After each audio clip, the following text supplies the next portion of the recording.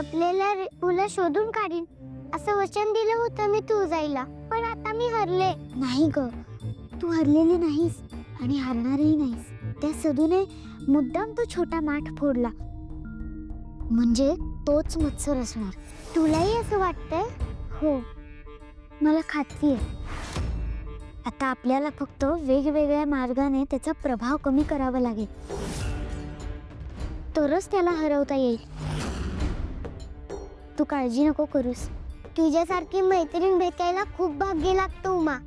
असं काही नाही ग, उलट माझंच मोठं भाग्य. आधी माझ्यावर आईसारखं प्रेम करणारी मला तुळजाई भेटली, आणि आता तुझ्या रूपाने बहिणीसारखी माया करणारी मैत्रीण. जगदंबा,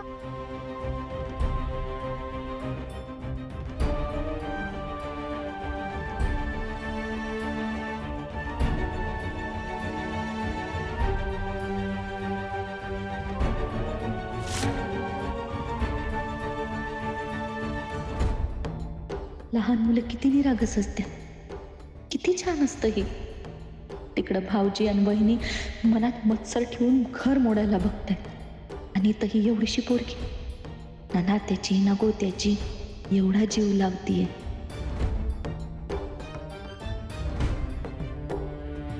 मी जो निर्णय घेतला तो योग्यच आहे. एकदा हा व्यवहार पार पडला की मी उमाला इथेच ठेवणार माझ्यापाशी, माझी मुलगी म्हणून वाढवणार. उमा आणि जगदंबा, माझ्या दोन्ही गोड गोड पोरी.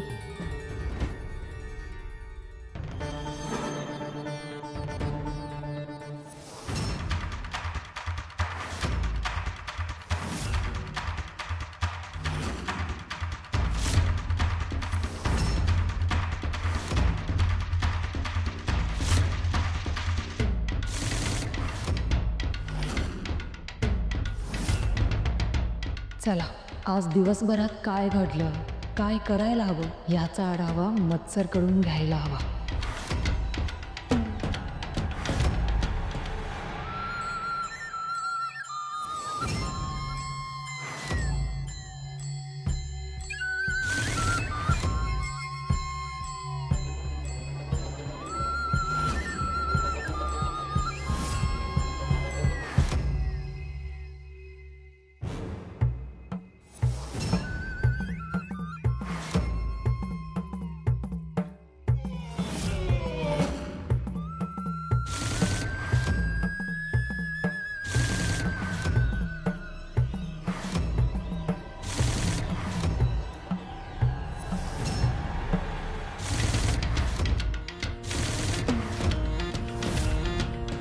अगदी दबक्या पावलांनी येत आहो तुम्ही.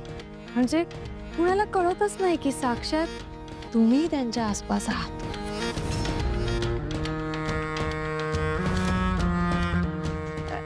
ते नव्हे, नाही नाही, म्हणजे आपण असं जेव्हा भेटू तेव्हा तुम्हाला हाक कशी मारायची? ही अशी गरीब बिचारी उमा की विकट विचित्र मत्सर? हे रूप फक्त वरच्यावर आहे. गोड, गोंडस, गोजिर हे रूप जगदंबाच्या घरात घुसण्यासाठीच आहे. आतून मी मत्सरच आहे. मत्सरचा आघात, सुखशांती भस्मसात.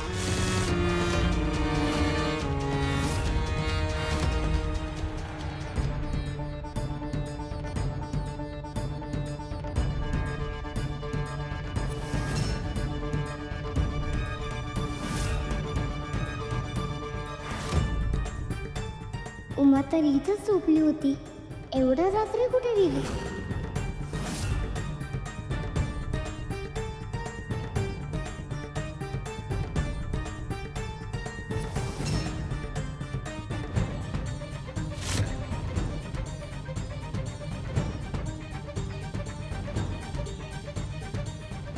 सदू, कुठे गेलो होतो एवढ्या रातच्याला? झोप.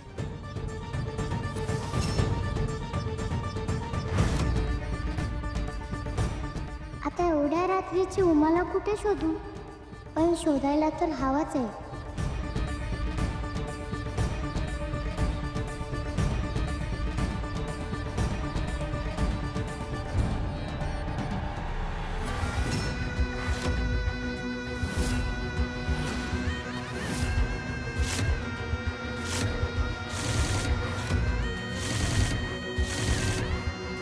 मत्सरचा घात, सुखशांती भस्मसात.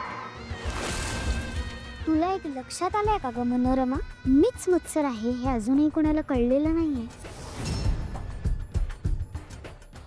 अगदी तुळजाई फसली. मला बघून तिच्या डोळ्यात पाणी आलं.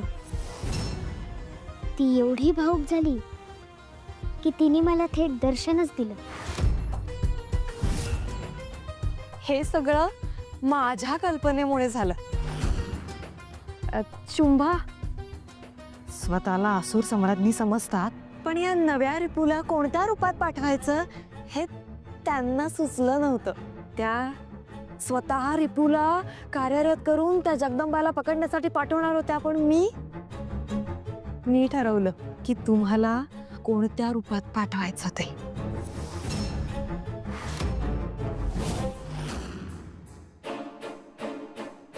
याचा अर्थ पुढचा रिपू तुम्ही स्वतः पाठवणार आहात?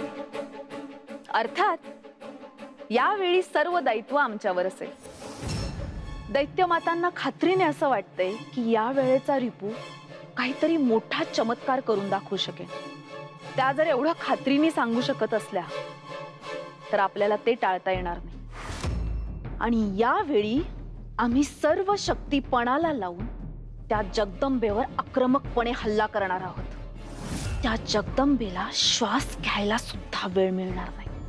पण सम्राज्ञी, यावेळची परिस्थिती वेगळी आहे. ती तुळजा योगनिद्रेतून जागृत झालीये. आपण जर थेट हल्ला केला तर ती युद्ध करायला उतरेल. मग सगळं व्यर्थ होईल. मग मी सांगेन तसं केलं तर कदाचित परिस्थिती वेगळी असेल. तुझ्यासारख्या दासीकडून सल्ला घ्यायचा का या असुर सम्राज्ञीनी? सम्राज्ञी, अहो माझं ऐकून तरी घ्या. अहो त्या तुळजेसोबत मी राहिली आहे त्या आश्रमात. तिच्या सगळ्या कमकुवत बाजू ठाऊक आहेत मला. आपण जर त्यांचा वापर करून घेतला तर आपलाच विजय सोपा होईल, नाही का?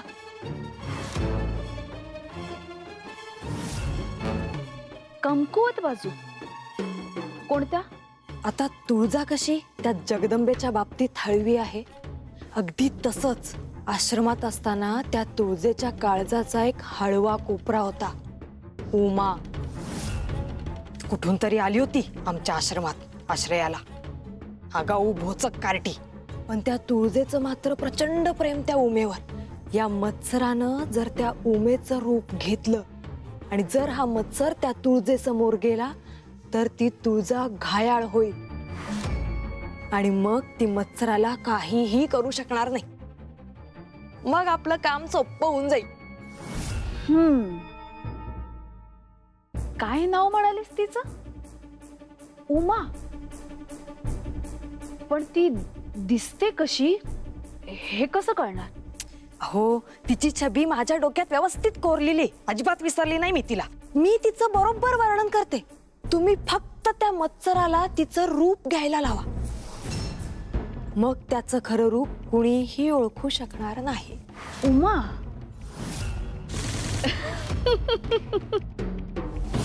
या जगदंबालाही तुम्ही गुंडाळून ठेवू शकलात ते फक्त आणि फक्त माझ्यामुळे.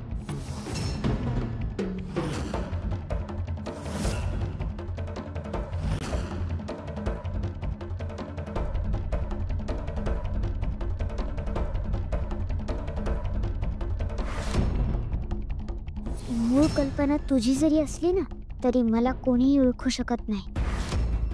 याचं श्रेय जातं या चाफ्याच्या फुलाला. दैत्य माता दितीने मंत्रून दिलेलं ते फूल जोपर्यंत माझ्याजवळ आहे तोपर्यंत मला कोणीही ओळखू शकत नाही. म्हणूनच त्या फुलाला मी कोणाला हात लावू दिलेला नाहीये. आण तो चाफा, तुझ्या केसात माळते. नको.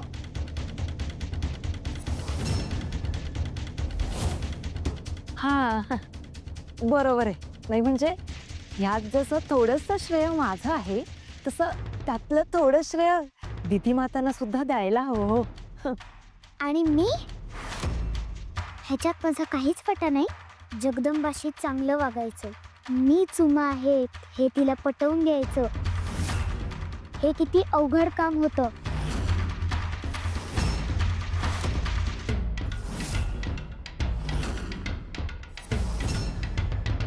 तुळजाने तर आज आम्हाला पवित्र पाणी दिलं होतं. त्यामुळे तर माझं खरं रूप उघडच झालं असतं. मग पण तिथेही मी एक युक्ती केली. ते मडकं मीच फाडून टाकलं. त्याचा आळ सदूवर येईल असं मी नियोजन केलं.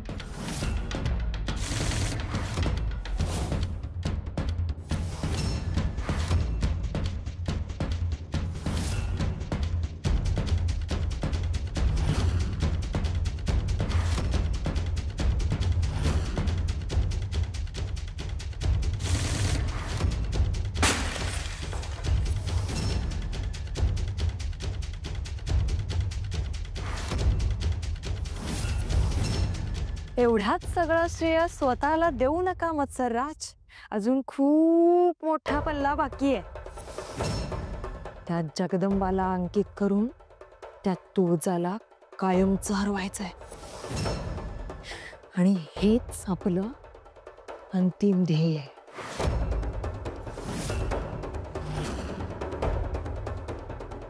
काय करायचंय ते मला चांगलंच माहिती आहे. तू तुझं काम नीट कर म्हणजे झालं.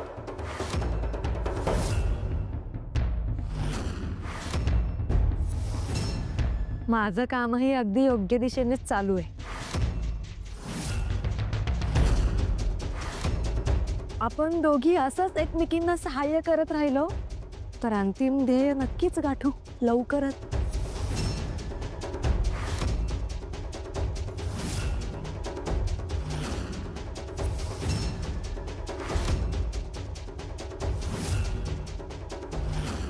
उमा,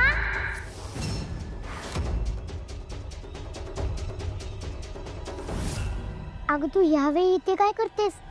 सदू पण घरी नाही आणि तू सुद्धा. मी किती घाबरून गेले होते. अगं मी सुद्धा सदूलाच शोधायला बाहेर पडले होते.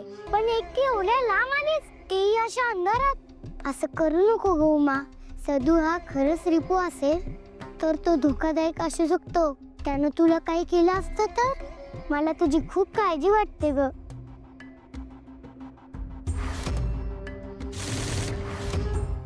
तू एवढी भोळी कशी ग जगदंबा? तुला माझ्याबद्दल काळजी वाटते पण मीच मत्सर आहे.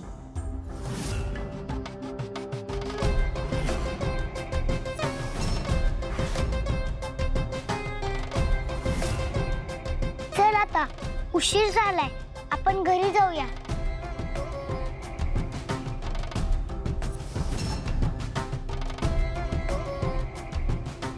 आई त्यावेळी इथे लपले ते बरंच झालं.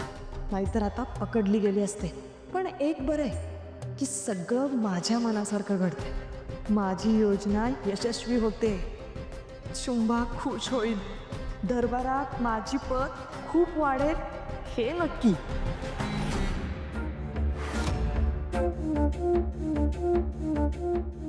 असुर नरेश, थांबवा आता हे ग्रंथ वाचणं. किती काळ व्यर्थ घालवणार आहात यामध्ये. या वाचनामध्ये आम्ही काळ व्यर्थ घालवतो आहोत असं वाटतंय आपल्याला.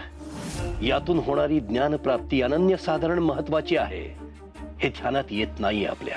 आमच्या सगळं ध्यानात येते असुर नरेश. आम्ही याआधीही आपल्याला सांगितलं होतं की आमच्याकडे एक योजना आहे, निदान ती ऐकून तरी घ्या. असुर नरेश, आमच्याकडे एक मार्ग आहे ज्याने आपण त्या कोड्याचा पाठपुरावा सुद्धा कराल आणि आपल्याला हे ग्रंथही वाचावे लागणार नाहीत. असा कोणता मार्ग आहे? पण ती योजना, तो मार्ग कुठला आहे याबाबत आपण काहीच सांगितलं नाहीत. ते सांगा.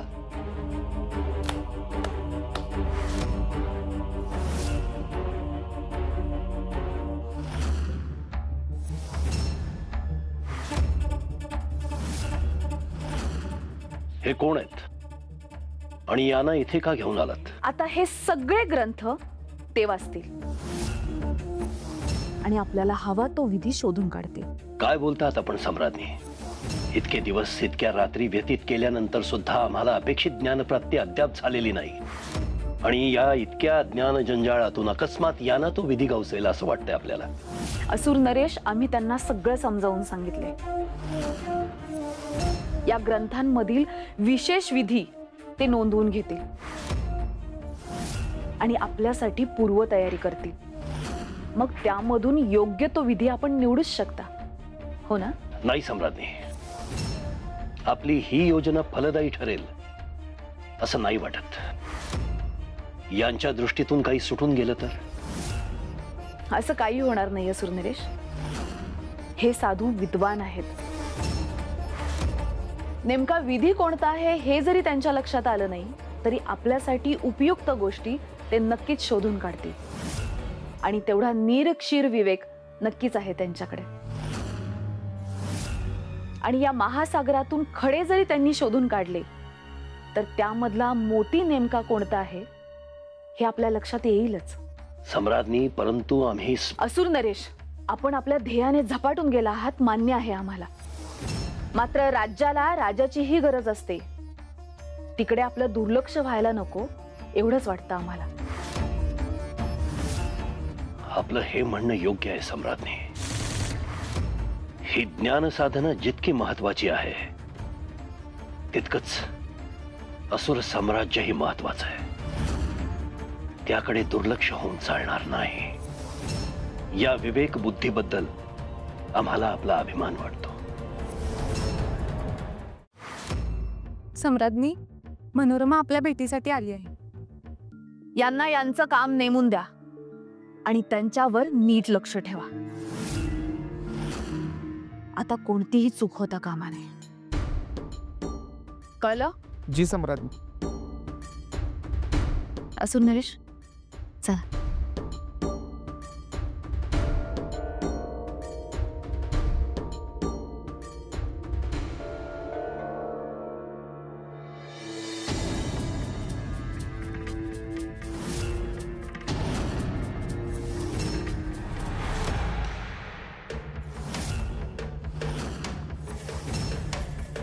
उमा, तुळजाईने दिलेलं सगळं पवित्र पाणी संपून गेलं ग. आता काय करायचं? मत्सरचं खरं रूप लोकांसमोर कसं येणार? अगं सदू, हाच मत्सर आहे, कळलं ना आपल्याला. आता आणखीन परीक्षा कशाला घ्यायची त्याची? उलट आता आपण हा विचार करूया, आता त्याच्याशी लढता कसं येईल. त्यानं बाकीच्यांना त्रास देऊ नये म्हणून काय करता येईल. हा, तेही आहेच.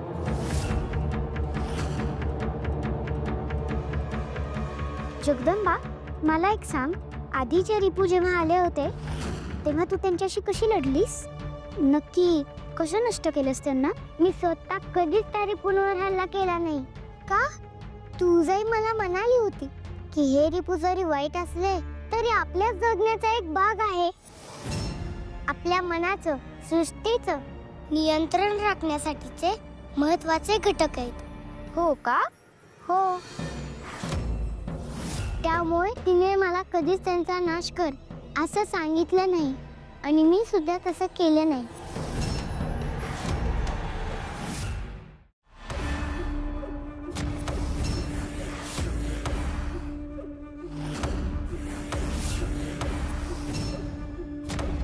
असुर नरेश, महिषासुरांचा विजय असो.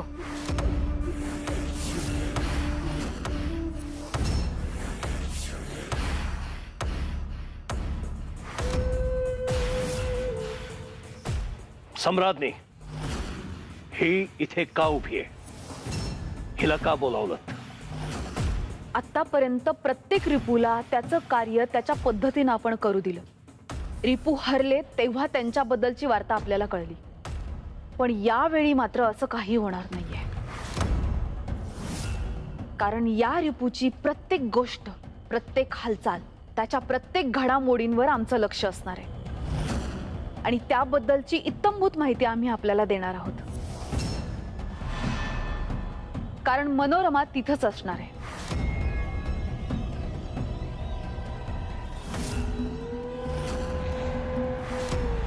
मी या रिपूंवर हल्ला केला नाही, फक्त त्यांनी जी चाल खेळली त्याला उत्तर दिलं, तेव्हा त्यांची योग्य ती व्यवस्था केली. हे सगळं सांगायला ठीक आहे जगदंबा, पण यावेळी आलेला रिपू म्हणजे मी मात्र तुझ्या तावडीत सापडणार नाही. तुला धडा शिकवल्याशिवाय राहणार नाही.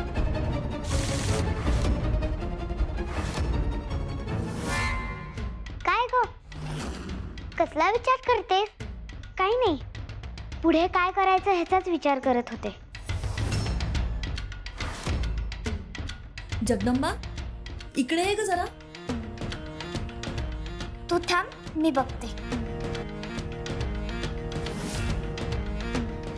पवित्र पाणी तर संपलं, आता ह्या रिपूला कसं शोधून काढता येईल?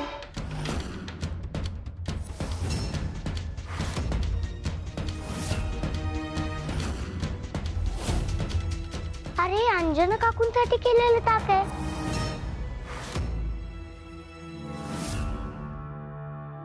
नाही, नको मला.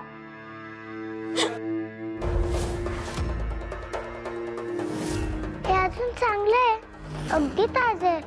त्या पाण्याला देवीचा स्पर्श झाला होता, म्हणूनच हे अजून टिकलं असणार आहे. सदू हाच मत्सर आहे की नाही हे आता आम्हाला शोधून काढणं सोपं होईल.